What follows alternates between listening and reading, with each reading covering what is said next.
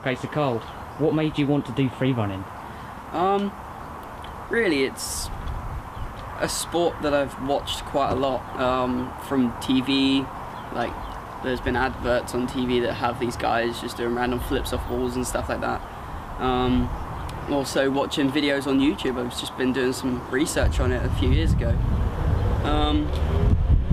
Ever since really that, I did a few gymnastic courses just to try and get me a bit more flexible and stuff like that, and more, into the sort of flippy stuff. And then I thought, right, I'll take this to the next step, and I ended up doing some free running courses, and then here I am now. All right, and how long has it taken you to get to where you are now?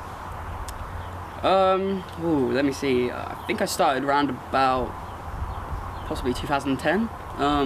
Wasn't really that good, obviously, due to just starting. Built that up, so it's taken me about 2 years possibly, because in 2012 I started doing my free running courses. Yeah. And then I just gradually went to them for a couple of years, and I quit last year due to money problems. That's the thing. But yeah, I'm here now. And what's your favourite move, your free running move?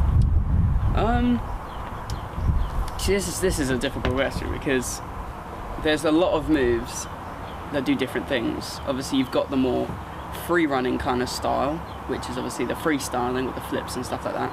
Or you've got the parkour side of it, which is just basically going from one place to another. If it was a free running aspect, my favourite move could possibly be either a front flip or a gate vault, because they're quite fun to do. It's quite fun.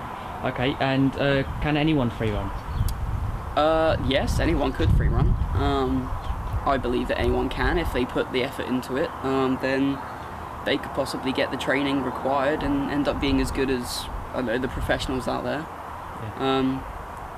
I'm not trying to be mean to anyone, because, like I said, anyone can do it. But if you don't put the effort in, then there's no way you're going to be able to do it, because there's a lot of health and safety involved. All right. And where do you learn your moves from?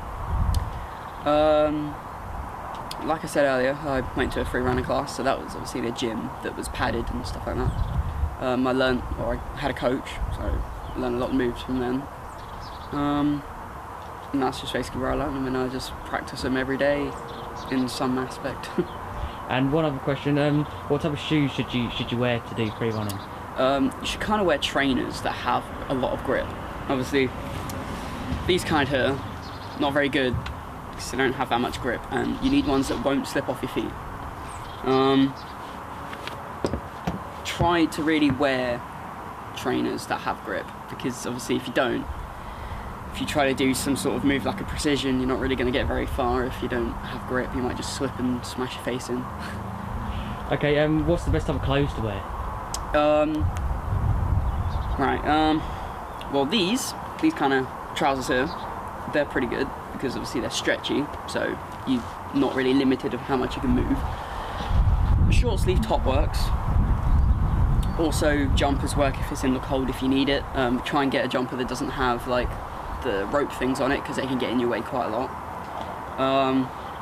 I try to avoid to wear jeans or skinny jeans, anything skinny really, because that limits you to what you can do really. All right, and one last question. How would you round up the sport? Fun.